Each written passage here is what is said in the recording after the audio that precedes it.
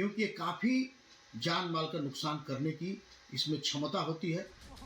भूकंप में घायल हुए लोगों को इलाज मिलना मुश्किल हो रहा है।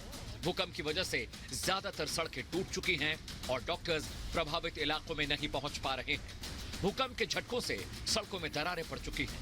अब इस तस्वीर को देखिए। जिस वक्त भूकंप आया, लोगों में अफरा तफरी मच गई थी। लोग जान बचाने के लिए चीखते, चिल्लाते और भागते नजर आए। कोस्टल बेल्ट के जो बिल्डिंग थे वो काफ़ी हिले और जो बिल्डिंग काफ़ी उसमें भूकंप रोधी इस शेकिंग के फ्रीक्वेंसी और उस बिल्डिंग के फ्रीक्वेंसी से थोड़ा कम रहा तो क्रैक हुआ, डैमेज हुआ। और इसमें देखा गया कि कोस्टल बेल्ट के जितने स्ट्रक्चर थे, जितने ड्वेलिंग्स थे, उसमें काफ़ी जो है डैमेज देखा गया।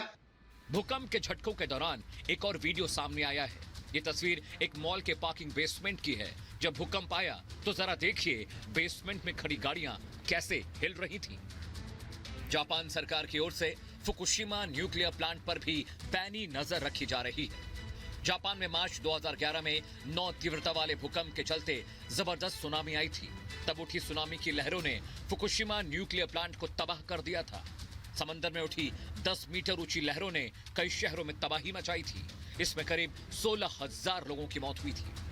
भूकंप के झटकों के बाद मेट्रोलॉजिकल डिपार्टमेंट ने सुनामी को लेकर भी डेंजर लेवल अलर्ट जारी किया है, जिसके चलते कोस्टल इलाकों से लोगों को महफूज इलाकों में इवैक्यूएट किया जा रहा है। जापान भूकंप के सबसे ज्यादा सेंसिटिव एरियाज में शुमार करता है।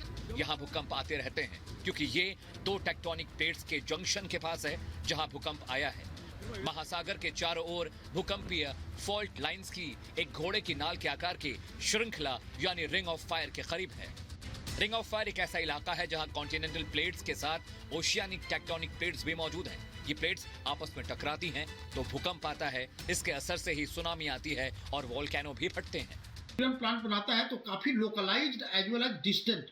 तो लोकलाइज्ड यदि अर्थक्वेक वहाँ पर भी होता, नियरेस्ट होता, तो भी वो रिस्क रेजिलियंट, क्योंकि रिस्क बजटिंग करके फुकुशिमा का जो न्यूक्लियर प्लांट है, जो न्यूक्लियर इलेक्ट्रिक सप्लाई जो देता है, उसको काफ़ी जो है रेजिलियंट बना चुका है। ये तो 7.6 का था।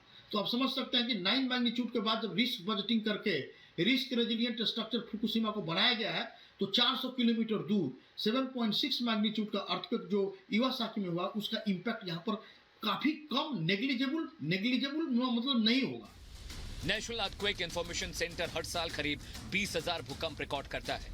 इनमें से 100 भूकंप ऐसे होते हैं जिनसे नुकसान ज्यादा होता है। भूकंप की ड्यूरेशन कुछ सेकेंड्स या कुछ मिनट तक रहती है। अब तक के इतिहास में सबसे ज्यादा देर तक रहने वाला भूकंप 2004 में हिंद महासागर में आया था। यह भूकंप करीब 10 मिनट तक था। Bureau report, Republic Bharat.